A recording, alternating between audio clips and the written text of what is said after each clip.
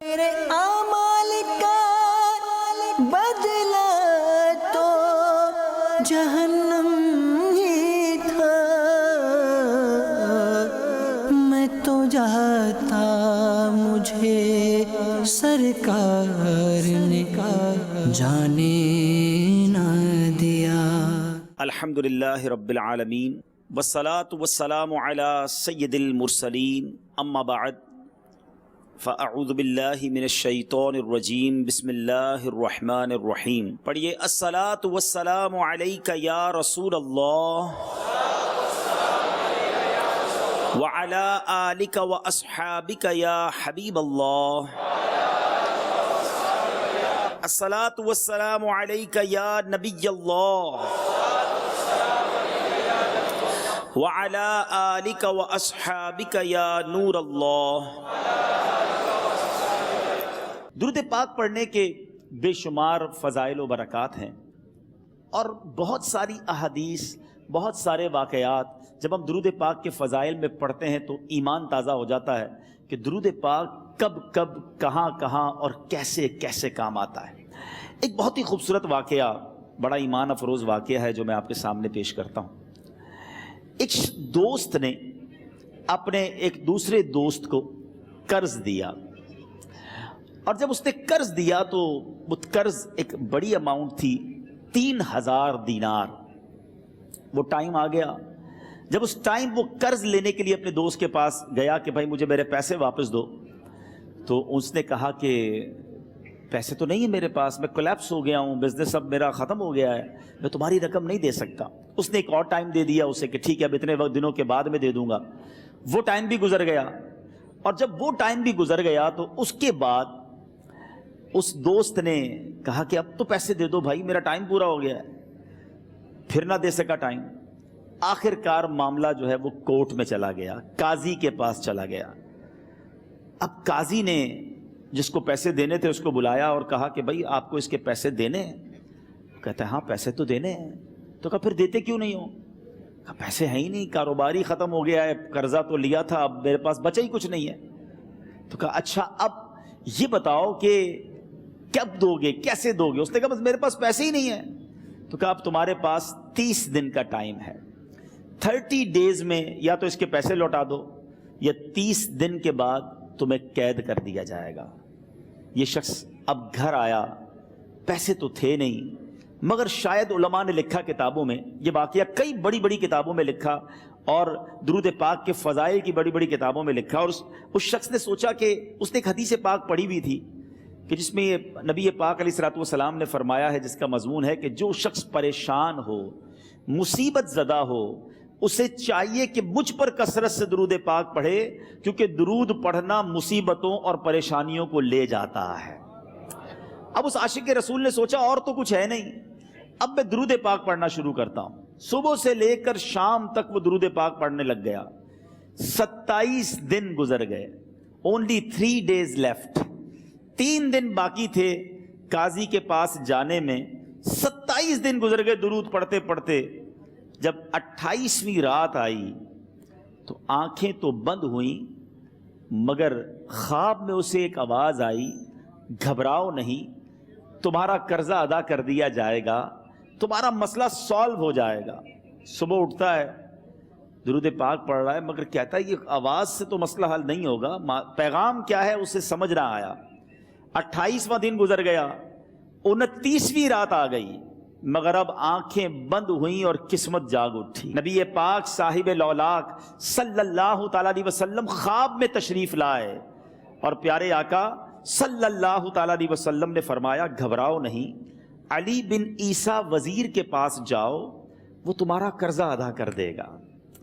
اب یہ عاشق رسول صبح اٹھا تو ویری فریش، حشاش بشاش کہ اب تو کام ہو گیا، نبی پاک نے خواب میں آ کر بشارت دی ہے۔ مگر پھر ذہن میں سوال آیا کہ علی بن عیسیٰ کے پاس جاؤں گا تو ثبوت کیا ہے، پروف کیا ہوگا؟ میں جا کر اس کو کہوں گا کہ میرا قرضہ دے دو، تو ایسے تو قرضہ نہیں دے دینا، اور میں نے اس کو کہا کہ مجھے نبی پاک نے خواب میں کہا ہے، اور اس نے اگر مجھ سے کوئی نشانی مانگی تو میں نشانی کیا دوں گا؟ آخری دن تھا، 29واں دن تھا، وہ بھی درود پڑھتے پڑھتے گزر گیا۔ 30th نائٹ آ گئی، صبح وہ دن ہے جب عدالت میں جانا ہے۔ اب اس رات پھر نبی پاک علیہ الصلوۃ والسلام خواب میں تشریف لائے اور آقا علیہ الصلوۃ والسلام نے فرمایا کہ علی بن عیسیٰ وزیر کے پاس جاؤ، وہ تمہارا قرض ادا کر دے گا۔ کہ حضور چلا تو جاؤں گا، لیکن اگر وزیر نے مجھ سے کوئی نشانی طلب کی تو میں کیا جواب دوں گا؟ پیارے آقا علیہ الصلوۃ والسلام نے کمال کا ارشاد فرمایا کہ علی بن عیسیٰ سے کہنا کہ تم روزانہ فجر کی نماز کے بعد 5000 بار درود پاک پڑھتے ہو، یہ راز فقط تم جانتے ہو اور تمہارا رب جانتا ہے۔ اب یہ جب صبح اٹھا تو ایک نشانی بھی مل چکی تھی۔ عدالت میں جانے سے پہلے وزیر کے دربار میں پہنچ گیا، اسے یہ ڈر تھا کہ آج پیسے نہ لوٹائے تو سزا ہو سکتی ہے۔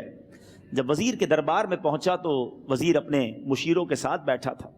کہا مجھے آپ سے بات کرنی ہے۔ کہا بتاؤ کیا بات کرنی ہے؟ کہا میں ایک پیغام لایا ہوں آپ کے لیے۔ اچھا کس کا پیغام لائے ہو؟ کہا میں نبی پاک جناب محمد مصطفیٰ صلی اللہ تعالیٰ علیہ وسلم کا پیغام لایا ہوں۔ وہ عاشق رسول وزیر تھا، کہتا بتاؤ میرے آقا نے کیا پیغام دیا ہے؟ کہا حضور میں 3000 دینار کا مقروض ہوں، آج آخری دن ہے اور میرے آقا نے مجھے بشارت دی ہے کہ آپ سے کہوں کہ آپ میرا قرض ادا کر دیجئے۔ علی بن عیسیٰ کہتا ہے کوئی ثبوت ہے آپ کے پاس؟ ہے کوئی دلیل بھی ہے آپ کے پاس؟ میں کیسے مان لوں کہ آپ کو نبی پاک علیہ الصلوۃ والسلام نے بھیجا ہے؟ عاشق رسول کہتا ہے خالی ہاتھ نہیں آیا، میرے آقا نے مجھے دلیل بھی عطا فرمائی ہے، مجھے ایک ایویڈنس بھی دیا ہے، اور پروف یہ ہے حضور کہ آپ روزانہ صبح فجر کی نماز کے بعد نبی پاک صلی اللہ تعالیٰ علیہ وسلم کی بارگاہ میں درود و سلام کا نذرانہ پیش کرتے ہیں۔ جب تک 5000 کا عدد پورا نہیں ہوتا آپ اس وقت تک کسی اور سے بات نہیں کرتے۔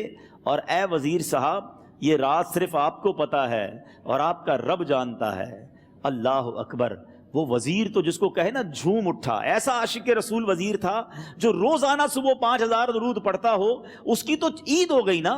وہ کہتا ہے مرحبا یا رسول اللہ، میرے آقا نے میرے درود قبول کر لیے، اس سے بڑھ کر میرے لیے سعادت کیا ہوگی؟ اب یہ وزیر اپنی سیٹ سے اٹھتا ہے، اپنے کمرے میں جاتا ہے، تھوڑی دیر بعد واپس آ کر اس عاشق رسول کے ہاتھ میں 3000 دینار رکھ کر کہتا ہے حضور پہلے 3000 دینار تو نبی پاک کا حکم کی میں ادب سے بجا لاتا ہوں، میرے آقا نے جو حکم فرمایا یہ 3000 دینار آپ کو پیش کرتا ہوں، حضور ایک اور 3000 دینار لیجئے۔ میرے گھر آپ آئے، اتنی اچھی خبر سنائی، آپ نے قدم رنجا فرمایا، یہ 3000 اس کا نذرانہ ہے، اور ایسا کیجئے 3000 اور لیجئے، اس سے اپنے بچوں کے لیے کچھ چھوٹا موٹا کام شروع کیجئے اور ایک وعدہ کر کے جائیے، آج کے بعد زندگی میں آپ کو جب بھی کوئی کام پڑے میں آپ کا بھائی ہوں، مجھے یہ خدمت کا موقع دیجئے گا۔ اللہ اکبر! وہ مقروض جو ایک رات پہلے 3000 دینار کا مقروض تھا، ہو سکتا ہے اس کے بیک آف مائنڈ یہ بھی چل رہا ہو کہ اب شاید کل میں نے جیل میں جا کر عدالت میں جا کر گرفتاری دے کر جیل میں جانا ہے، مگر اب 9000 دینار ہاتھ میں ہیں۔ عاشق رسول جھومتا ہوا نبی پاک کی یاد میں گھومتا ہوا اب عدالت میں پہنچا۔ عدالت میں everybody expecting over there کہ آج اس نے آنا ہے اور آ کر کہنا یہی ہے کہ پیسے تو نہیں ہیں، گرفتار کر لو، مگر جا کر اس عاشق رسول نے 3000 دینار جج صاحب کے ہاتھ میں رکھ دیے۔ قاضی کہتا ہے پہلے تو یہ بتاؤ پیسے آئے کدھر سے؟ تم تو کہتے تھے غریب ہوں، تم تو کہتے تھے کاروبار نہیں ہے، ایک مہینے میں اتنی بڑی رقم کا انتظام کیسے ہو گیا؟ سبحان اللہ! اس عاشق رسول نے گویا زبان حال سے یہ کہا ہوگا کہ یہ تو کرم ہے ان کا، ورنہ مجھ میں تو ایسی بات نہیں، اتنا دیا سرکار نے مجھ کو، اتنی میری اوقات نہیں۔ اس نے وہ پورا واقعہ بھری عدالت میں سنا دیا۔ اللہ اکبر! میرے پیارے اسلامی بھائیوں ذرا سوچو پہلے زمانے میں کیسے عاشقان رسول ہوا کرتے تھے، وہ جج وہ قاضی بھی کیسا سرکار علیہ الصلوۃ والسلام کا عاشق تھا۔ اپنی سیٹ سے اٹھتا ہے، بھرے دربار میں بھری عدالت میں وہ اپنے چیمبر میں اپنے کمرے میں جاتا ہے، اور تھوڑی دیر بعد واپس آ کر اس کے ہاتھ میں بھی 3000 دینار ہیں، اور وہ 3000 دینار جو ہے وہ اس عاشق رسول کے ہاتھ میں رکھتا ہے کہ سارا ثواب علی بن عیسیٰ کیسے لے جائے، میں بھی تو نبی پاک کا غلام ہوں، میں تمہارا قرضہ میں ادا کرتا ہوں۔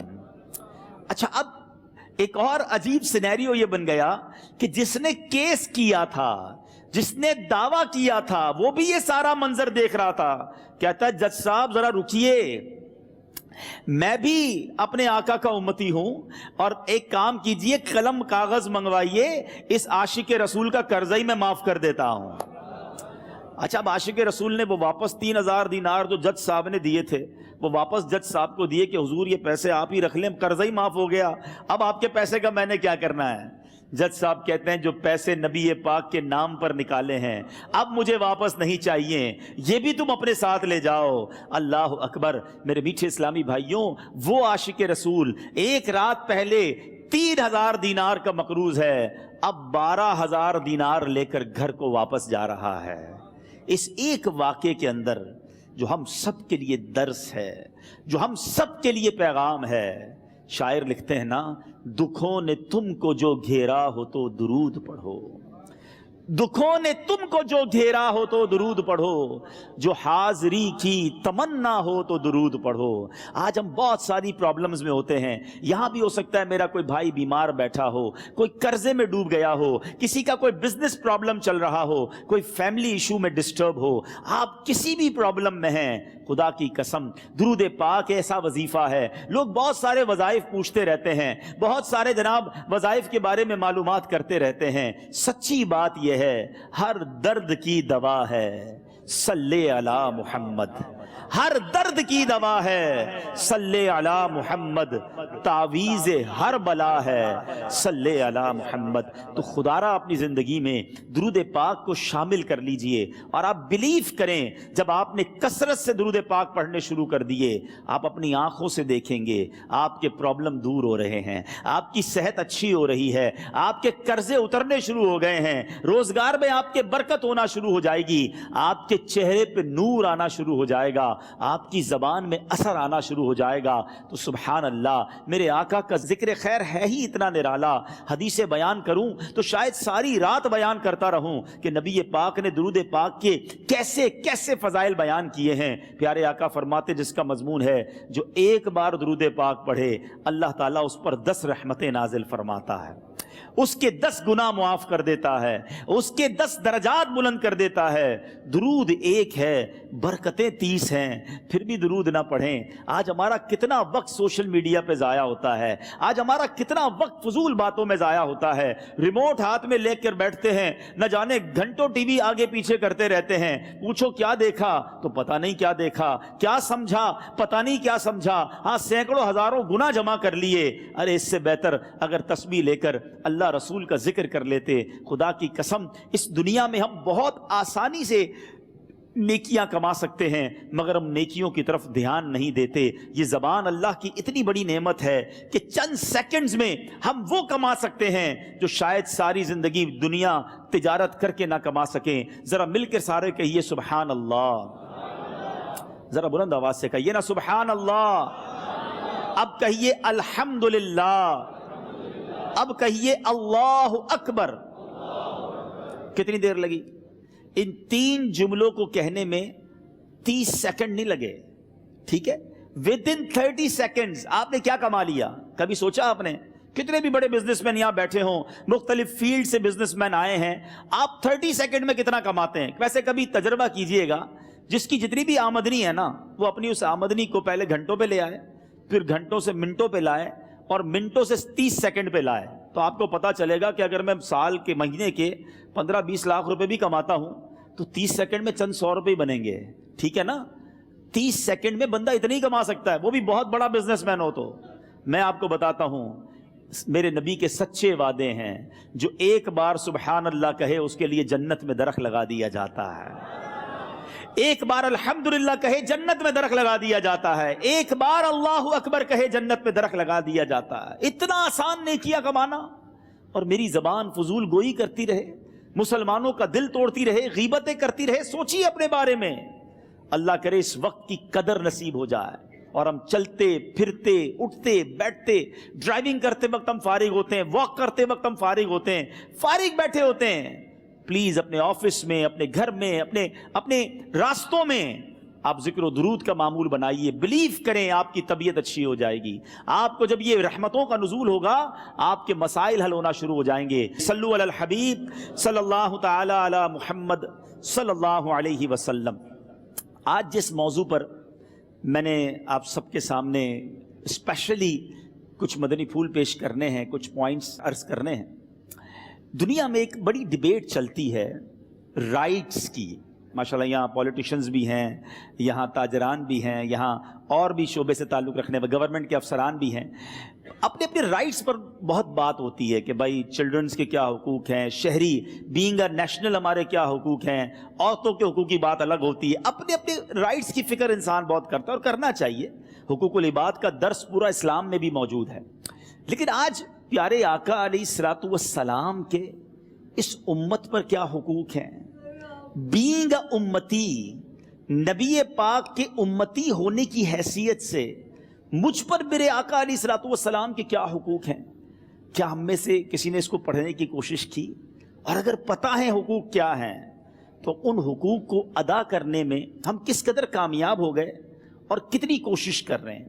آج یہ یونیک ٹاپک میرے بیان کا ہوگا کہ آج انشاءاللہ قرآن و حدیث کی روشنی میں سب سے پہلے تو یہ جانیں گے کہ پیارے آقا علیہ الصلوۃ والسلام کا ہم پر حق کیا ہے۔ ہم ساری دنیا کے حق تو ادا کرنے کی کوشش کرتے ہیں، لوگ کہتے بھی یار بندے کا فیملی کا بھی کچھ حق ہوتا ہے، بچوں کا بھی کچھ حق ہے، ماں باپ کے بھی حقوق ہے، بالکل ٹھیک ہے، مگر جن کے صدقے میں اور آپ دنیا میں آئے ہیں جو کہ وجہ تخلیق کائنات ہیں، یاد رکھیے گا نبی پاک علیہ الصلوۃ والسلام he is the reason of all creation, آقا کے صدقے یہ ساری کائنات بنی ہے۔ اور یہ میں نہیں کہہ رہا، یہ حدیث قدسی ہے، رب ارشاد فرماتا ہے لولا کلما خلقت الافلاک، اے محبوب اگر تجھے نہ بناتا تو یہ آسمان نہ بناتا، یہ زمین نہ بناتا، یہ چاند ستارے نہ بناتا، نبی پاک کی وجہ سے یہ ساری کائنات بنی ہے۔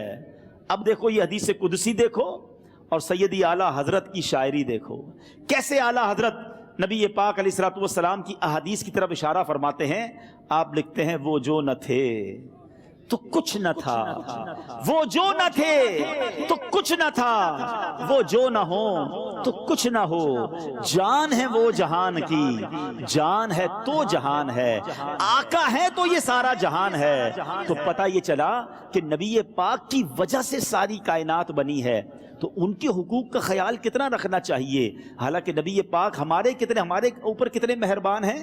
قرآن بتاتا ہے پیارے آقا کے بارے میں جو نبی پاک کی شفقت و رحمت کی کیفیت ہے، قرآن بتاتا ہے بے شک تمہارے پاس تشریف لائے تم میں سے وہ رسول جن پر تمہارا مشقت میں پڑنا گراں ہے، انہیں بھاری پڑتا ہے، تکلیف ہوتی ہے تمہیں مشقت میں دیکھ کر، اور تمہاری بھلائی کے نہایت چاہنے والے، مسلمانوں پر بہت ہی نہایت ہی رحم فرمانے والے۔ اللہ اکبر، آقا وہ ہیں جو رات رات بھر جاگ کر ہمیں یاد کرتے رہے، ساری رات دعائیں کرتے رہے۔ ہم دنیا میں نہیں آئے تھے مگر گناہگار امت کو نبی پاک اپنے دور میں بھی یاد کرتے رہے۔ اے امتیوں، تمہارے لیے اتنے لمبے لمبے قیام کیے کہ نبی پاک کے پیروں میں ورم پڑ جاتے تھے، مگر آج ہم پیارے آقا کی بارے میں کتنا سوچتے ہیں، ان کے حقوق ہم پر کتنے ہیں، اس کے بارے میں کتنا سوچتے ہیں۔ قاضی عیاض رحمۃ اللہ تعالی علیہ نے اپنی مشہور و معروف سیرت مصطفیٰ صلی اللہ تعالی علیہ وسلم پر کتاب شفا شریف میں نبی پاک کے امت پر 8 حقوق تحریر فرمائے ہیں۔ 8 رائٹس آف رسول اللہ صلی اللہ تعالی علیہ وسلم اپون ہز امہ، اس امت پر نبی پاک کے جو 8 حقوق ہیں۔ اب غور سے پہلے تو میں آپ کو وہ 8 حقوق بتاتا ہوں اور پھر ان کے بارے میں تھوڑی ڈیفینیشن۔ نمبر 1، قاضی ایاز لکھتے ہیں ایمان بالرسول۔ نمبر 2، اتباع سنت رسول۔ نمبر 3، اطاعت رسول۔ نمبر 4، محبت رسول۔ نمبر 5، تعظیم رسول۔ نمبر 6، مدح رسول۔ نمبر 7، درود پاک پڑھنا، اور نمبر 8، میرے آقا کے روضے کی زیارت کو جانا۔ یہ 8 حقوق ہیں ناظرین، پیارے اسلامی بھائیوں، یہ 8 حقوق ہیں جو ہر امتی پر نبی پاک علیہ الصلوۃ والسلام کے ہیں۔ اب پہلے حق کی بات کرتے ہیں۔ پہلا حق کیا ہے؟ ایمان بالرسول، نبی پاک پر ایمان لانا، یہ حق ہے نبی پاک علیہ الصلوۃ والسلام کا ہر امتی پر۔ ہم اللہ کا شکر ادا کرتے ہیں کہ پہلا حق ہم سب ادا کر رہے ہیں، ہم مسلمان ہیں۔ اور یاد رہے ایمان کمپلیٹ نہیں ہوتا جب تک نبی پاک پر ایمان نہ لایا جائے، آپ کی رسالت پر، آپ کے خاتم النبیین ہونے پر۔ ساری زندگی کوئی لا الہ الا اللہ کہتا رہے، لا الہ الا اللہ کہتا رہے، وہ مسلمان نہیں ہے، کیونکہ اللہ ایک ہے کہنے والے تو بہت سارے مذاہب کے لوگ ہیں۔ ایمان کمپلیٹ کب ہوتا ہے؟ جب محمد الرسول اللہ صلی اللہ تعالیٰ علیہ وسلم انسان دل کی تصدیق کے ساتھ کہتا ہے، تو نبی پاک پر ایمان لانا یہ پہلا حق ہے، اور ہم اللہ کا شکر ادا کرتے ہیں کہ ہم اس حق کو ادا کرتے ہیں۔ مگر ایک جملے میں بات پوری کروں گا، پھر دوسرے پوائنٹ کی طرف چلوں گا۔ حق تو ہمیں ادا ہو گیا، مسلمان ہیں، لیکن ایمان کی قدر کتنی ہے، ایمان کی حفاظت کی فکر کتنی ہے؟ ہم میں سے اگر کوئی بڑی اچھی گاڑی میں آیا ہے تو اسے بار بار یہ فکر ہو رہی ہوگی یار گاڑی صحیح پارک ہے کہ نہیں ہے، شاید ڈرائیور باہر چھوڑ کے آیا ہوگا۔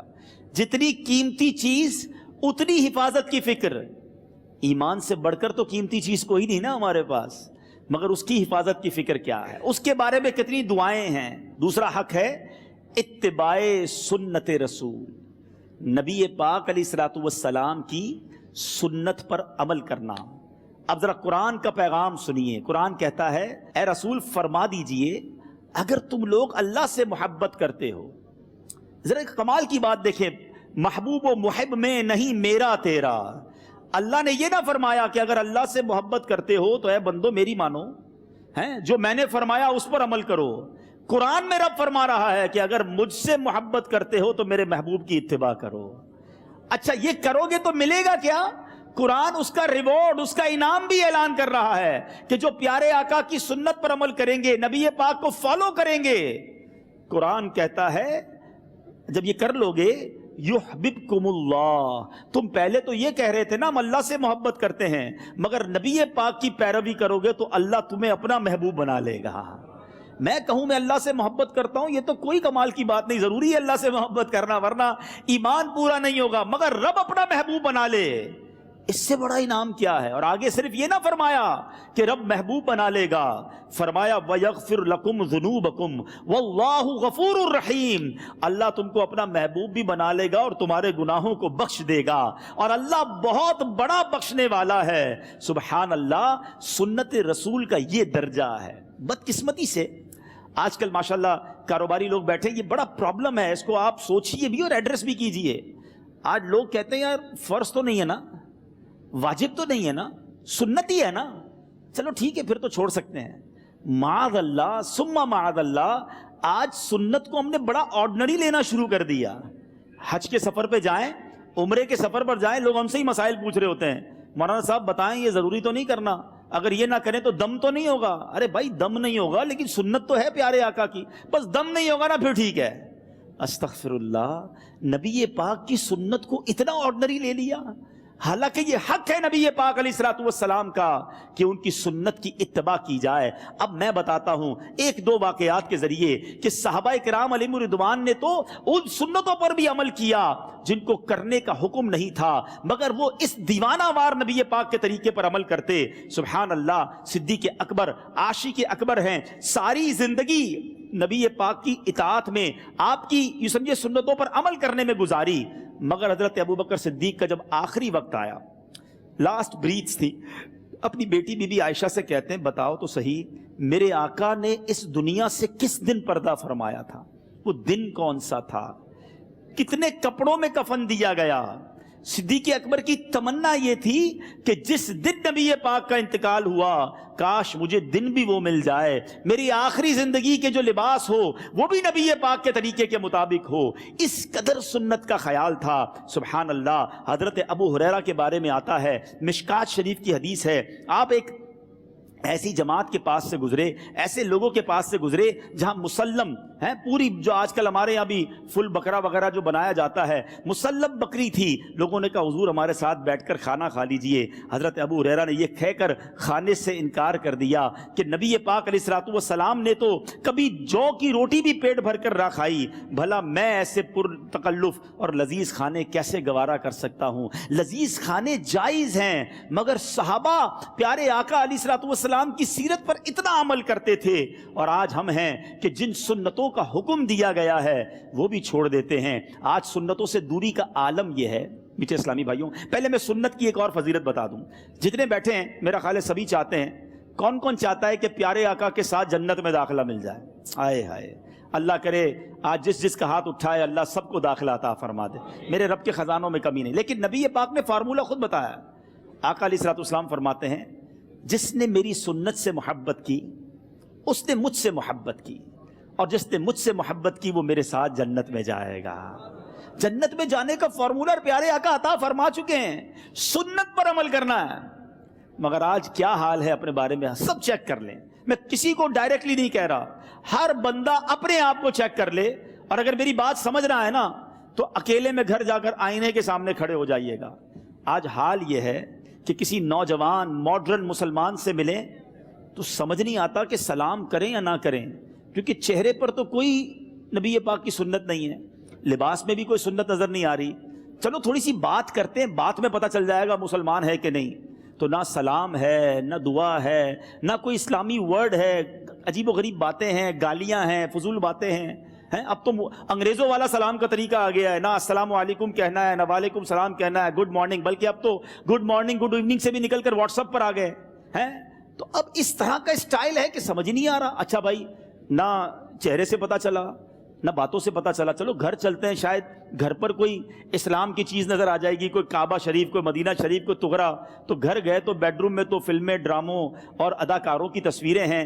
والٹ کھولا تو والٹ کے اندر بھی کوئی آئیڈیل بنایا ہوا، اس کی تصویر لگی ہوئی ہے.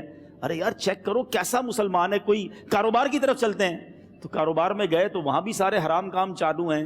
انسان کہے میں کدھر سے چیک کروں کہ یہ کوئی مسلمان ہے یا نہیں؟ اپنے آپ سے پوچھیں کیا میرا کردار ایسا ہونا چاہیے کہ جب تک میں نام نہ بتاؤں سامنے والے کو پتہ ہی نہ چلے میں مسلمان ہوں؟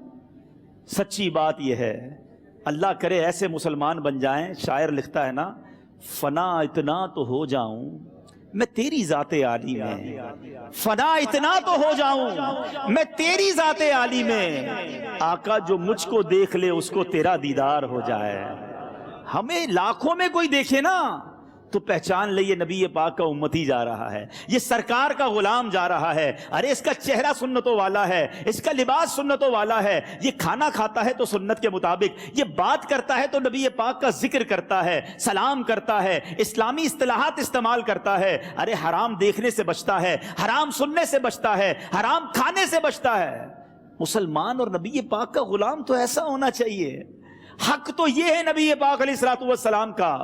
اور اگر میری یہ بات سمجھ نہ آئے تو اپنے آپ کو گھر جا کر آئینے کے سامنے کھڑے ہو کر پوچھنا کہ میں اوپر سے لے کر نیچے تک نبی پاک کی کون سی نشانی ہے میرے پاس؟ میں دل کے دروازے پر دستک دے رہا ہوں آپ کے.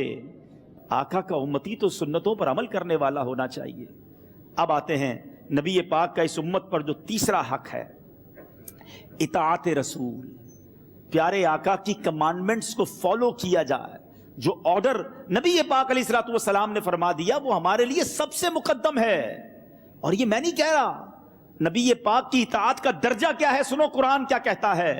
اللہ قرآن میں فرماتا ہے اطیعوا اللہ واطیعوا الرسول، حکم مانو اللہ کا اور حکم مانو رسول کا. جدھر رب نے اپنے حکم کی بات کی ہے ادھر اپنے حبیب کی بات کی ہے. بلکہ ایک اور جگہ فرمایا من یطع الرسول فقد اطاع اللہ، جس نے رسول کا حکم مانا بے شک اس نے اللہ کا حکم مانا.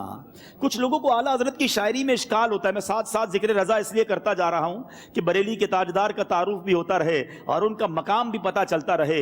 اب ذرا اس آیت کو دوبارہ سنو، ترجمہ دوبارہ سنو اور میرے آقا اعلیٰ حضرت کا شعر دوبارہ سنو. من یطیع الرسول فقط اطاع اللہ، جس نے رسول کا حکم مانا بے شک اس نے اللہ کا حکم مانا. اب چلو بریلی کے شہنشاہ کی طرف. کہتے ہیں بخدا خدا کا یہی ہے در، نہیں اور کوئی مفر مکر. بخدا خدا کا یہی ہے در، نہیں اور کوئی مفر مکر. جو وہاں سے ہو یہیں آ کے ہو، جو یہاں نہیں وہ وہاں نہیں. ارے جس سے آقا راضی نہیں ہے اس سے رب بھی راضی نہیں ہے، اور جس سے اللہ کے حبیب راضی ہو جائیں اللہ کے دربار میں بھی وہ مقبول ہو جاتا ہے. تو پتہ چلا پیارے آقا کا حکم ماننا یہ سب سے مقدم ہے. مگر آج ہمیں کئی باتیں پیارے آقا کی معلوم ہیں کہ نبی پاک نے کیا کیا فرمایا، مگر آج کون ہے جو مان رہا ہے؟ آقا نے سچ بولنے کا درس دیا، مسلمان جھوٹ بول رہا ہے۔ آقا نے مسلمانوں کو دھوکہ دینے والے کے بارے میں کیا فرمایا؟ من غش فلیس منا، دھوکہ دینے والا ہم میں سے نہیں ہے۔ مگر آج ایسا لگتا ہے جس کو دیکھو دھوکہ دے رہا ہے، کوئی جھوٹ بول کر کاروبار کر رہا ہے، کوئی ملاوٹ کر کے کاروبار کر رہا ہے۔ آج یہ حال ہو گیا کہ ہم مسلمان کہلانے والے اپنے وطن کی دوائیوں کو استعمال کرتے میں ڈر رہے ہوتے ہیں کہ نہیں یار میڈ ان پاکستان دوائی نہیں لینی، باہر کی لے لو، پتہ نہیں کہیں اس میں ملاوٹ نہ ہو رہی ہو۔ یہ حال ہو گیا ہے کہ کھانے پینے کی چیزوں میں ملاوٹ ہے۔ ارے چند سکوں کے لیے لوگوں کو دھوکہ دینے والوں، نبی پاک کو کیا منہ دکھاؤ گے؟ مرنا نہیں ہے، بلکہ پچھلے دنوں تو ایک اسکینڈل پکڑا گیا کہ بلڈ جو لوگوں کو مرتے آخری صورت میں دیا جاتا ہے، بڑی جان جب خطرے میں ہوتی ہے، جب ڈرپ لگائی جاتی ہے خون کی، اس خون میں بھی ملاوٹ کی جا رہی ہے۔ اللہ اکبر! اپنے آپ ذرا سوچئے کس نبی کے غلام ہیں، کس نبی کے امتی ہیں۔ ان کی تعلیمات تو یہ ہیں کہ ایک بار ایک غلے والے کے ٹھیلا، ایک غلے والا ایک کاروبار کر رہا تھا، پیارے آقا نے اس غلے کے اس انبار پر، اس پورے ڈھیرے پر اپنا ہاتھ اندر ڈالا، دیکھا اندر سے گیلا تھا۔ نبی پاک نے فرمایا گیلے کو اوپر کیوں نہیں رکھا، سوکھے کو اوپر کیوں رکھا ہے؟ کہا حضور بارش ہوئی تھی اس لیے گیلا ہو گیا۔ نبی پاک نے فرمایا من غش فلیس منا، دھوکہ دینے والا ہم میں سے نہیں۔ تو اے میرے میٹھے اسلامی بھائیوں، زندگی میں کبھی نبی پاک کی تعلیمات کو بھولنا نہیں، کیونکہ اطاعت رسول، نبی پاک کی تعلیمات کو فالو کرنا یہ ہم سب پر ضروری ہے۔ ارے صحابہ کرام نے تو ایسے فالو کیا کہ ایک صحابی رسول نے سونے کی انگوٹھی پہنی تھی، ایک شخص نے نبی پاک کی بارگاہ میں آیا، سونے کی انگوٹھی پہنی تھی۔ پیارے آقا علیہ الصلوۃ والسلام نے اس شخص کو دیکھا اور فرمایا، آپ نے اس سے انگوٹھی اٹھائی اور زمین پر پھینک دی، نکالی اس کی ہاتھ سے اور زمین پر پھینک دی، اور فرمایا کہ کوئی چاہتا ہے کہ آگ کے انگارے کو اپنے ہاتھ میں ڈالے؟ نبی پاک تو یہ کہہ کر چلے گئے۔ صحابہ نے اس شخص سے کہا کہ انگوٹھی تو اٹھا لو، بیچ کے کوئی اور کام کر لینا، پہننا نہیں مگر کچھ اور کر لینا۔ مگر اس عاشق رسول کا ذہن دیکھیں، وہ کہتے ہیں اب نبی پاک نے جس انگوٹھی کو پھینکا ہے میں اس کو اٹھا نہیں سکتا۔ صحابہ تو یوں پیارے آقا کی بات کو فالو کرتے تھے، حکم پیارے آقا کا آ گیا۔ مگر آج چلیں لگے ہاتھوں اس موضوع پر بھی اگر بات کر لیں تو آج مرد کتنے زیور پہن رہے ہیں۔ یاد رکھیے شریعت میں مرد کو زیور پہننے کی اجازت نہیں ہے، ایک انگوٹھی صرف پہنی جا سکتی ہے، وہ بھی چاندی کی ہو، 4.5 ماشا، اپروکسیمیٹلی 4 گرام سے کم چاندی کا وزن ہو، اور ایک ہی نگینہ ہو، بغیر نگینے کی انگوٹھی بھی نہیں پہنی جا سکتی۔ تو جناب آج کل تو اتنے زیور پہنے جا رہے ہیں اور ادھر پہنے جا رہے ہیں کہ کبھی کبھی تو عقل خراب ہو جاتی ہے کہ یہ مرد ہے اور اس نے کہاں کیا کیا لگایا ہوا ہے۔ اللہ کے بندو ایسا نہ کریں، یہ شریعت نہیں ہے، یہ نبی پاک کی تعلیمات نہیں ہے۔ آگ کا انگارہ فرمایا گیا، ارے صبر کر لو، انشاءاللہ جنت میں مردوں کو سونے کے زیورات عطا کیے جائیں گے۔ جس چیز سے یہ روکا گیا ہے نا، اس سے بہترین آلٹرنیٹ جنت میں تیار ہے۔ بے حیا عورتوں سے دوستیاں نہ کرو، غلط عورتوں کے پاس نہ جاؤ، جنتیوں کے لیے حوریں تیار ہیں۔ ادھر شراب اور نشے کے قریب نہ جاؤ، جنت میں اللہ نے شراب طہور تیار کر رکھی ہے۔ ادھر مال کما کر، حرام کما کر بڑے بڑے گھر کے سپنے دیکھنا چھوڑ دو، تھوڑے مال پر بھی قناعت کر لو۔ اللہ نے جنتیوں کے لیے جنتی گھر تیار کر رکھے ہیں۔ اگر آپ دیکھیں نا کہ جس چیز سے شریعت نے مجھے اور آپ کو روکا ہے، اللہ کی رحمت سے اس کا بہترین آلٹرنیٹ رب نے جنت میں تیار کر رکھا ہے۔ تھوڑے ٹائم کی زندگی ہے، گزار لو اس زندگی کو اللہ کی اطاعت میں، اللہ کے حبیب کی اطاعت میں، پھر دیکھو زندگی کتنی زبردست گزرتی ہے۔ اب چلتے ہیں چوتھے حق کی طرف، سبحان اللہ، اور وہ حق ہے محبت رسول، نبی پاک علیہ الصلوۃ والسلام سے محبت کرنا۔ اب آپ کہیں گے یہ حق تو ہم سارے ہی پورا کر رہے ہیں، ذرا رک جائیے، یقیناً آپ سارے پورا کر رہے ہیں، عاشق رسول کوئی نہیں تو وہ مسلمان ہی نہیں ہے۔ مگر آج سوال یہ ہے کہ محبت کا لیول کیا ہونا چاہیے؟ بھائی محبت تو سب کو ہوتی ہے، اپنے بچوں سے بھی ہے، اپنے ماں باپ سے بھی ہے، بچوں کی امی سے بھی ہے، بھائی بہنوں سے بھی ہے، اپنے کاروبار سے بھی ہے، دوستوں کے لیے بھی جان حاضر ہے۔ تو محبت کا تو ایک لیول ہے، مگر نبی پاک سے محبت کتنی ہونی چاہیے؟ پیارے آقا نے خود ارشاد فرمایا، واٹ از دا پیرامیٹر، ذرا غور سے سنیے، بخاری شریف کی حدیث ہے۔ میرے آقا فرماتے ہیں لا یؤمن احدکم حتی اکون احب الیہ من والدہ وولدہ والناس اجمعین۔ میرے آقا فرماتے ہیں اس وقت تک تم میں سے کوئی کامل مومن نہیں ہو سکتا جب تک میں اس کے نزدیک، اس کے والد، اس کی اولاد اور اس کے گھر تمام لوگوں سے زیادہ محبوب ہو جاؤں. جتنے بھی لوگ ہیں دنیا میں سب سے زیادہ محبت کرنی ہے تو مدینے والے مصطفیٰ صلی اللہ تعالیٰ علیہ وسلم سے کرنی ہے. اور صحابہ کرام نے یہ پروف کیا. واقعات تو اتنے محبت رسول کے کہ کئی راتیں درکار ہیں. صرف ایک واقعہ، غزوہ احد کا موقع ہے. ایک خاتون، ان کو اطلاع ملی کہ اس جنگ میں ان کے شوہر شہید ہو گئے ہیں.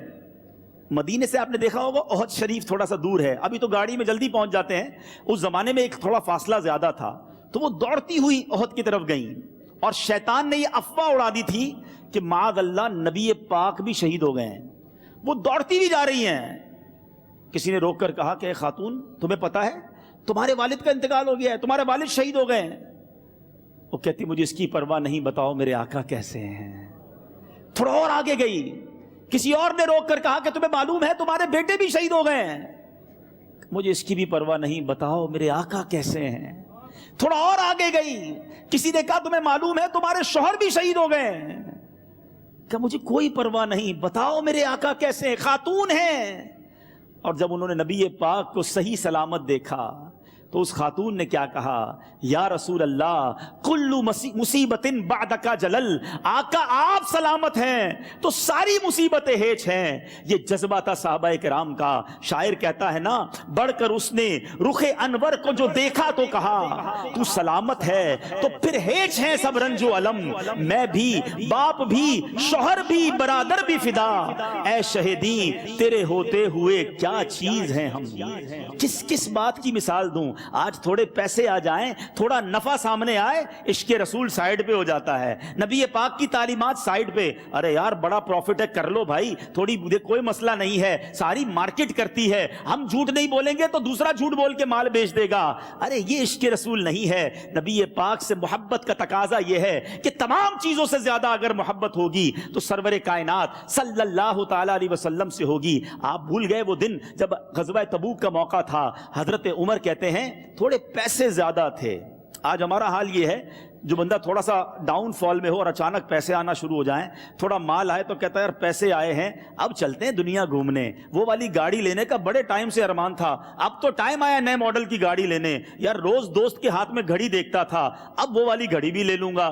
بڑا اتراتا تھا نا وہ ملک دیکھ کر آیا ہوں، اب اس سے زیادہ ورلڈ ٹور کروں گا. ہمارے پاس پیسے آئیں، بدقسمتی سے گناہ کرنے کے پلان بننا شروع ہو جاتے ہیں. حضرت عمر کا ذہن دیکھو، صحابہ کا ذہن دیکھو. کہتے ہیں پیسے زیادہ تھے، اس بار سوچا حضرت ابو بکر سے آگے نکل جاتا ہوں. غزوہ تبوک میں مسلمانوں کو مال کی ضرورت تھی. نبی پاک نے اعلان کیا تھا اللہ کی راہ میں خرچ کرو. حضرت عمر آدھا مال لے کر، کتنا 50% لے کر نبی پاک کے پاس پہنچ گئے.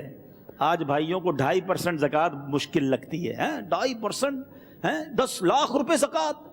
ہم تو جاتے ہیں نا زکوٰۃ لینے، حساب بتائیں تو دل میں دھک دھک شروع ہو جاتی ہے. او ہو 10 لاکھ زکوٰۃ بن گئی. اللہ کے بندے اللہ کا شکر ادا کرو، اللہ نے 4 کروڑ دیے تو 10 لاکھ بنی ہے نا. 3 کروڑ 90 لاکھ کا شکر ادا کر. اللہ نے زکوٰۃ لینے والا نہیں بنایا، دینے والا بنایا ہے. زکوٰۃ کو بھار سمجھتے، زکوٰۃ کو بوجھ سمجھتے. خدا کی قسم جو زکوٰۃ دیتا ہے، جو صدقہ دیتا ہے، وہ مال بھی دے اور سجدہ شکر بھی ادا کرے. مالک تیری مہربانی، دینے والا بنایا، مانگنے والا نہیں بنایا. حضرت عمر 50% لے کر پہنچ گئے. کمپٹیشن دیکھو صحابہ کا بھی کیسا تھا. مال سے محبت کرنے والوں سنو، صحابہ کرام نے ثابت کیا کہ آقا سے بڑھ کر کچھ نہیں. حضرت عمر کہتے ہیں سبھی انتظار کرنے لگے کہ سیدنا ابو بکر صدیق کیا لاتے ہیں. حضرت ابو بکر صدیق آئے، سر پر ایک پوٹلی سی اٹھائی ہوئی ہے، مال لے کر آئے ہیں. نبی پاک کی بارگاہ میں پیش کیا. کہا ابو بکر کیا لائے ہو؟ کہا حضور گھر میں جو کچھ تھا سب لے آیا ہوں. اے ابو بکر گھر والوں کے لیے کیا چھوڑا ہے؟ کہ حضور گھر والوں کے لیے اللہ اور اس کا رسول کافی ہے. ایک چیز گھر والوں کے لیے نہ چھوڑی، سب کچھ لے آئے. حدیث ہے نا، لا یؤمن احدکم حتی اکون احب الیہ من والدہ وولدہ والناس اجمعین. سب لوگوں سے زیادہ اگر محبت کرنی ہے تو نبی پاک سے کرنی ہے.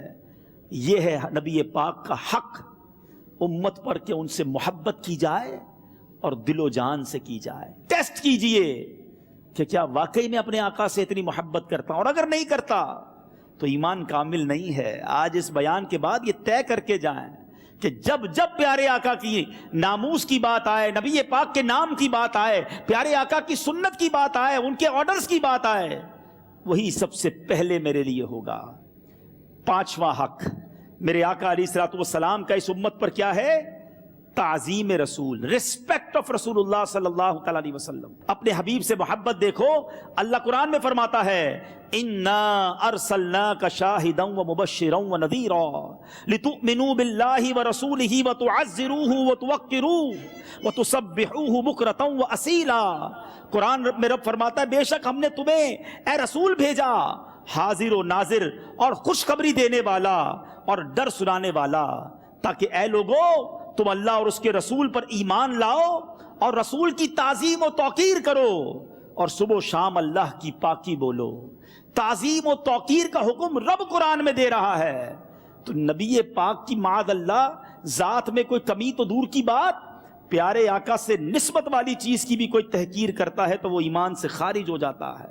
تو تعظیم رسول یہ حق ہے نبی پاک علیہ الصلوۃ والسلام کا اس امت پر۔ اللہ پاک پیارے آقا سے بھی محبت عطا فرمائے، نبی پاک سے نسبت رکھنے والی ہر چیز کی محبت ہمارے دلوں میں عطا فرمائے۔ آل رسول کا بھی ادب کیا کریں۔ سیدی اعلیٰ حضرت لکھتے ہیں تیری نسل پاک میں ہے بچہ بچہ نور کا، آقا تیری نسل پاک میں ہے بچہ بچہ نور کا، تو ہے عین نور تیرا سب گھرانہ نور کا۔ اب چلتے ہیں آگے، وقت چونکہ کم ہے ورنہ میں ایک ایک ٹاپک پر کئی منٹ تک بول سکتا ہوں، مگر میں چاہ رہا ہوں کہ آج فقط ہائی لائٹس کی صورت میں یہ 8 حقوق بیان کر دیے جائیں۔ چھٹا حق، سبحان اللہ، اور وہ حق ہے مدح رسول، نبی پاک کی شان بیان کی جائے، پیارے آقا کے قصیدے پڑھے جائیں، ان کی نعت پڑھی جائے۔ یہ نعت خواہ ایسی ہی نعت نہیں پڑھتے، نبی پاک کے دور سے یہ سلسلہ جاری ہے۔ حضرت حسان بن ثابت رضی اللہ تعالیٰ عنہ، حضرت عبداللہ بن رواحہ رضی اللہ تعالیٰ عنہ، یہ وہ صحابہ ہیں جو نبی پاک کے دور میں نعتیں پڑھا کرتے۔ بلکہ پہلے زمانے میں پتہ ہے آپ کو جنگ کیسے ہوتی تھی؟ تلواروں سے بھی جنگ ہوتی تھی، اشعار سے بھی جنگ ہوتی تھی۔ ادھر سے وہ نبی پاک کی معاذ اللہ ہجوم میں گستاخی میں شعر لکھتے، ادھر سے صحابہ نبی پاک کی تعریف میں لکھتے۔ نبی پاک حضرت عبداللہ بن رواحہ سے کہتے ہیں اے عبداللہ تمہارے اشعار کفار کے لیے تیروں کی مانند ہیں۔ سبحان اللہ، یہ نعت گو شاعر، اور یہ سلسلہ شروع سے جاری ہے۔ خوش نصیب ہیں جو سارا دن رات نبی پاک کی مدح کرتے ہیں۔ تھوڑا دل پہ چوٹ کرتا ہوں، بتاؤ آج پورا دن گزرا، کتنی بار نبی پاک کا ذکر آپ کی زبان پر آیا؟ یہ حق ہے کہ پیارے آقا کا ذکر ہماری زبان پر ہو، ان کا چرچا رہے، ان کی مدح رہے۔ ہم کبھی کسی سے ملنے جاتے نا تو کوئی شخص اپنے بھائی سے محبت کرتا ہے نا، یا اپنے باس سے کرتا ہے، اپنے دوست سے کرتا ہے، ہاں تھوڑی دیر بعد گھما پھرا کے اسی بھائی کا ذکر کرے گا۔ 5-10 منٹ میں پتہ چل جائے گا یار یہ اپنے بھائی سے بڑی محبت کرتا ہے۔ 5-10 منٹ میں پتہ چل جائے گا یار یہ اپنے وہ فلاں فرینڈ کا دیوانہ ہے، یہ فلاں فٹ بالر کا کریز ہے نا، اس کو تھوڑی دیر بعد اسی کی بات کرتا ہے۔ جس سے جس کا کنیکشن ہوتا ہے وہ اس کا ذکر بار بار کرتا ہے۔ نبی پاک کا حق ہے کہ مسلمان اور امتی کی زبان پر ان کا ذکر بار بار رہے۔ مگر بتائیے کہ ہماری زبان پر ایسا ہے؟ اللہ کرے زندگی ایسی گزرے کہ میں سو جاؤں یا مصطفیٰ کہتے کہتے، میں سو جاؤں یا مصطفیٰ کہتے کہتے، کھلے آنکھ صلی اللہ کہتے کہتے۔ حضرت حسان بن ثابت کیا اشعار لکھتے، بہت ساری کلام لکھے، مگر صرف ایک شعر، تاکہ اگر کسی کے ذہن میں کنفیوژن بھی ہو کہ یار یہ جب دیکھو نعتیں پڑھ رہے ہوتے ہیں، اتنا نعتیں کیوں سنتے ہیں، نبی پاک کا ذکر کیوں کرتے ہیں، یار یہ صحابہ کا طریقہ ہے۔ حضرت حسان بن ثابت کیا لکھتے ہیں؟ وَأَحْسَنُ مِنْكَ لَمْ تَرَ قَطُّ عَيْنِي وَأَجْمَلُ مِنْكَ لَمْ تَلِدِ النِّسَاءُ خُلِقْتَ مُبَرَّأً مِنْ كُلِّ عَيْبٍ كَأَنَّكَ قَدْ خُلِقْتَ كَمَا تَشَاءُ۔ خدا کی قسم اگر ایک شعر یہ سمجھ آ گیا نا، آئندہ کبھی زندگی میں نعت خوانی پر کنفیوز نہیں ہوگے۔ اب اس کا مطلب سمجھ لو۔ حضرت حسان بن ثابت کہتے ہیں وَأَحْسَنُ مِنْكَ لَمْ تَرَ قَطُّ عَيْنِي، آقا آپ جیسا حسین تو کسی آنکھ نے دیکھا ہی نہیں ہے، میری آنکھ نے بھی نہیں دیکھا۔ وَأَحْسَنُ مِنْكَ لَمْ تَرَ قَطُّ عَيْنِي وَأَجْمَلُ مِنْكَ لَمْ تَلِدِ النِّسَاءُ، حضور آپ جیسا جمیل و حسین کسی ماں نے جنا ہی نہیں ہے۔ خُلِقْتَ مُبَرَّأً مِنْ كُلِّ عَيْبٍ، آقا رب نے آپ کو تمام عیبوں سے پاک بنایا ہے۔ اور سنو جو اگلی لائن ہے نا، وہ تو کمال کی بات کی ہے، بڑی باریک بات ہے، سمجھنے کے لیے بھی دل بڑا چاہیے۔ صحابی رسول کہہ رہے ہیں اس لیے آپ مان لو گے. تو کہتے ہیں کأنک قد خلقت کما تشاء، آقا رب نے آپ کو ایسا بنایا ہے جیسا آپ چاہتے تھے. ٹھیک ہے جناب. اب یہ 4 لائنیں ذہن میں رکھنا. اگر حسان بن ثابت کہیں وَأَحْسَنُ مِنْكَ لَمْ تَرَ قَطُّ عَيْنِي وَأَجْمَلُ مِنْكَ لَمْ تَلِدِ النِّسَاء، حضور آپ جیسا حسین میری آنکھ نے دیکھا نہیں، اور حضور آپ جیسا کسی ماں نے جنا ہی نہیں ہے. اور اگر آج اردو میں بولنے والا شاعر کہے کہ میں آقا جیسے میرے سرکار ہیں ایسا نہیں کوئی، ارے اعلیٰ حضرت اگر کہیں کہ حضور سرور کہوں کہ مالک و مولا کہوں تجھے، باغ خلیل کا گل زیبا کہوں تجھے، آقا تیرے تو وصف عیب تناہی سے ہیں بری، حیران ہوں میرے شاہ میں کیا کیا کہوں تجھے. آقا کے حسن کی جب سیدی اعلیٰ حضرت بات کرتے ہیں کہتے کاف گیسو ہا دہن یا ابرو آنکھیں عین سعد، کاف ہا یا عین سعد، ان کا ہے چہرہ نور کا، شمع دل مشکات تن سینہ زجاجہ نور کا. آقا تیری صورت کے لیے آیا ہے سورہ نور کا. بتاؤ یہ شاعری تو صحابہ کرام کی شاعری کی انٹرپریٹیشن ہے، اسی کی شرح ہے. آگے حضرت حسان بن ثابت کہتے ہیں وَأَحْسَنُ مِنْكَ لَمْ تَرَ قَطُّ عَيْنِي وَأَجْمَلُ مِنْكَ لَمْ تَلِدِ النِّسَاء خُلِقْتَ مُبَرَّأً مِنْ كُلِّ عَيْبٍ، حضور سارے عیبوں سے رب نے آپ کو پاک فرمایا. تو اگر بریلی کے تاجدار کہیں کہ وہ کمال حسن حضور ہے کہ گمان نقص جہاں نہیں، یہی پھول خار سے دور ہے، یہی شمع ہے کہ دھواں نہیں، ارے یہ تو شرح لگ رہی ہے خُلِقْتَ مُبَرَّأً مِنْ كُلِّ عَيْبٍ کی. سبحان اللہ. اعلیٰ حضرت کی شاعری قرآن و حدیث کی انٹرپریٹیشن ہے. اور آخری بات کأنک قد خلقت کما تشاء، حضور ایسا بنایا جیسا آپ چاہتے تھے. اور یہی بات تو بریلی کے تاجدار لکھتے ہیں کہ خدا کی رضا چاہتے ہیں 2 عالم، خدا چاہتا ہے رضائے محمد. سرکار ہے مل کر ایسا نہیں کوئی جیسے میرے سرکار ہے، ایسا نہیں کوئی نظر کو کوئی ایسا ملے گا. بندے تو بہت مل جائیں گے پر آقا نہ ملے گا. پر آقا نہ ملے واہ واہ گا.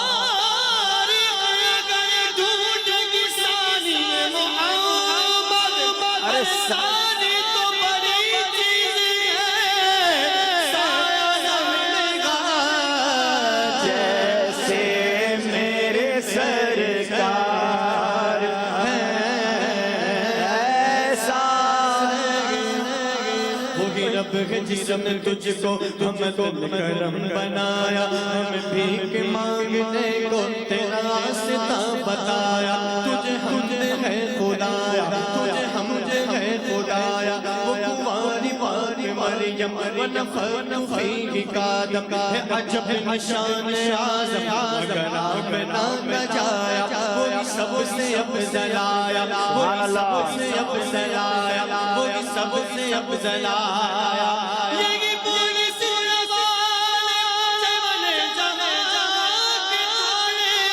سبھی میرے ٹھانے جانے پائے نہ پایا. تجھے یک نے یک بنایا، تجھے یک نے یک بنایا.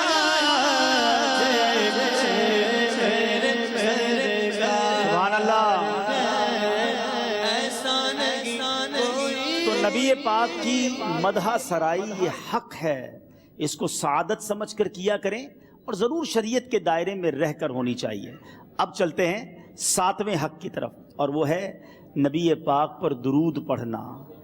قرآن پاک میں بہت سارے احکامات ہیں، مگر کوئی ایک ایسا حکم نہیں ہے جس میں رب نے یہ فرمایا ہو میرے بندو میں بھی کرتا ہوں تم بھی شامل ہو جاؤ، سوائے درود پاک کے. ان اللہ وملائکتہ یصلون علی النبی یا ایھا الذین آمنوا صلوا علیہ وسلموا تسلیما. کیا خوبصورت معنی ہے کہ اے ایمان والو، بے شک اللہ اور اس کے فرشتے اس نبی پر درود بھیجتے ہیں. اے مومنو تم بھی ان پر درود بھیجتے رہو اور ان پر سلام بھیجتے رہو. پھر کیوں نہ اس حق کو ادا کرنے کے لیے، میں نے بیان کا شروع بھی درود پاک سے کیا تھا، تو نیت کریں انشاءاللہ کثرت سے روزانہ درود پاک پڑھیں گے. اور آخری حق آئے ہائے وہ یہ ہے کہ امتی نبی پاک کے روضے کی حاضری کو جائے، آقا کے دربار میں حاضری دے، نہیں جا سکتا تو تڑپتا رہے، آرزو کرتا رہے۔ اور آقا کے روضے کی حاضری کا حکم بھی رب نے قرآن میں دیا ہے۔ آج بات قرآن و حدیث سے ہی ہوگی، ٹھیک ہے جناب؟ رب قرآن میں فرماتا ہے وَلَوْ أَنَّهُمْ إِذْ ظَلَمُوا أَنفُسَهُمْ جَاءُوكَ فاستغفروا الله واستغفر لهم الرسول لوجدوا الله توابا رحیما۔ ذرا انداز دیکھیے، ہم گناہ گاروں کو بچت کا راستہ بتایا جا رہا ہے، گناہ ہو گئے ہیں، خطائیں ہو گئی ہیں، کدھر جانا ہے؟ ہو سکتا ہے کوئی اعتراض کرنے والا کہے جناب گناہ ہوئے ہیں تو اللہ کی بارگاہ میں جاؤ، مگر قرآن کہتا ہے اگر یہ لوگ جس وقت کی اپنی جانوں پر ظلم کرتے ہیں آپ کے پاس آ جاتے، جاؤکا اے محبوب آپ کے پاس آ جاتے اور خدا سے بخشش مانگتے اور رسول ان کے لیے بخشش کی دعا فرماتے تو یہ لوگ خدا کو بہت زیادہ بخشنے والا مہربان پاتے۔ اللہ اکبر۔ نبی پاک کے روضے پر جانے والے کو گناہ کی مغفرت کا، گناہ بخشوانے کا وعدہ ہے، اور نبی پاک خود بھی فرماتے ہیں من زار قبری وجبت لہو شفاعتی، جس نے میرے روضے کی زیارت کی اس پر میری شفاعت واجب ہو گئی۔ سنو سنو، میرے آقا ایک اور جگہ فرماتے ہیں من حج البیت ولم یزرنی فقط جفانی، جس نے بیت اللہ کا حج کیا اور میری زیارت نہ کی اس نے مجھ پر ظلم کیا۔ ایک اور جگہ پیارے آقا فرماتے ہیں من زارنی بعد موتی فکأنما زارنی فی حیاتی، جس نے میری وفات کے بعد میری زیارت کی وہ ایسا ہی ہے جیسے اس نے میری زیارت کی۔ اے مدینے جانے والوں تمہیں مبارک ہو، اور اللہ مجھے اور آپ کو مدینہ پاک سے سچی محبت عطا فرمائے۔ خدا کی قسم دنیا بہت دیکھی ہے، ساری دنیا دیکھنے کے بعد بھی لوگ یہی کہتے نظر آتے ہیں کہ مدینے جیسا شہر دنیا میں کوئی اور نہیں۔ ارے دنیا میں کسی مقام پر ایک بار جاؤ، دو بار جاؤ، اب جی چاہتا ہے کہیں اور چلتے ہیں، وہ دیکھ لیا ہے، مگر مدینہ وہ شہر ہے ہزار بار چلے جائیں، بلکہ جتنی بار جائیں تڑپ اور بڑھ جاتی ہے۔ شاعر لکھتے ہیں نا شربت دید نے ایک آگ لگائی دل میں، تپش دل کو بڑھایا ہے بجھانے نہ دیا۔ اللہ اکبر۔ مدینے نہ جائیں تو عاشق رسول کہاں جائے؟ ارے مدینے کے سوا ہم کدھر جائیں؟ نبی پاک وہاں ہیں، جن کا کلمہ پڑھا وہ آقا وہاں ہیں، جنہوں نے شفاعت کرنی ہے وہ آقا وہاں ہیں، اور وہ آقا خود بلا رہے ہیں من زارا قبری وجبت لہو شفاعتی، جس نے میرے روضے کی زیارت کی اس پر میری شفاعت واجب ہو گئی۔ اور میرے آقا تو اور انکریج کرتے ہیں، فرماتے تم میں سے جس سے ہو سکے وہ مدینے میں مرے، کہ جو مدینے میں مرے گا میں اس کی شفاعت کروں گا۔ اب آؤ سیدی اعلیٰ حضرت کی طرف چلتے ہیں۔ یہ جو جاؤکا والی آیت ہے اعلیٰ حضرت اس کو کتنے پیارے انداز میں ڈیفائن کرتے ہیں، فرماتے ہیں مجرم بلائے آئے ہیں، جاؤ کا ہے گواہ، مجرم بلائے آئے ہیں، جاؤ کا ہے گواہ، پھر رد ہو کبھی یہ شان کریموں کے در کی ہے۔ اور مدینے میں مرنے کی بات کو کیسے بیان کرتے ہیں؟ طیبہ میں مر کے ٹھنڈے چلے جاؤ آنکھیں بند، سیدھی سڑک یہ شہر شفاعت نگر کی ہے۔ اللہ مجھے اور آپ کو سچا عشق مدینہ عطا فرمائے، اور یقین جانیے اگر ان 8 حقوق کو آپ یہ دیکھنا چاہتے ہیں کہ میں کیسے ان 8 حقوق پر عمل کروں، کوئی پرسنالٹی سامنے ہو، کوئی رول ماڈل دیجئے کہ ان 8 حقوق کو پراپرلی جس نے ادا کیا ہو، تو سبحان اللہ جس امام احمد رضا خان علیہ رحمت الرحمان کی یاد میں آج ہم جمع ہوئے ہیں، یہ وہ رول ماڈل ہیں جنہوں نے نبی پاک کے حقوق کو بہترین انداز میں ادا بھی کیا۔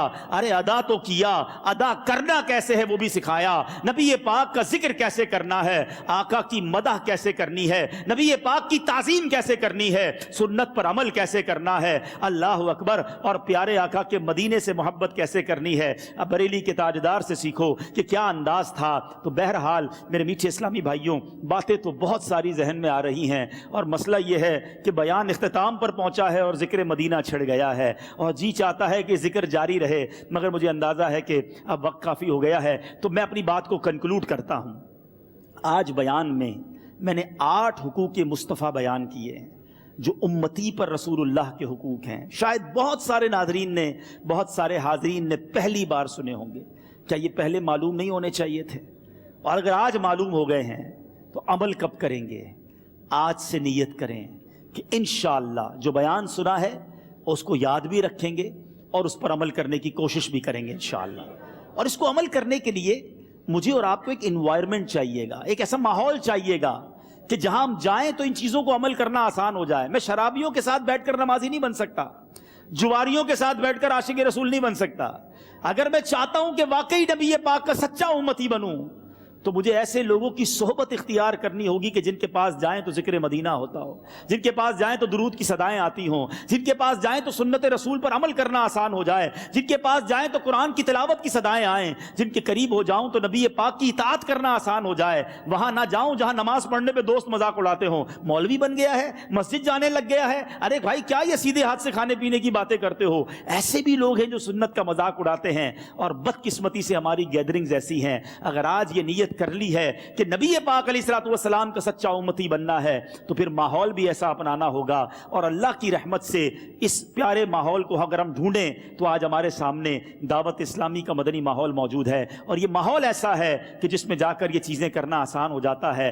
ہزاروں نہیں لاکھوں مسلمانوں کی تقدیریں اس ماحول نے بدلی ہیں۔ تو آپ سے بھی گزارش کرتا ہوں دعوت اسلامی کے ماحول سے وابستہ ہو جائیں۔ میرے اعمال کا بدلہ تو جہنم ہی تھا، میں تو جاتا مجھے سرکار نے جانے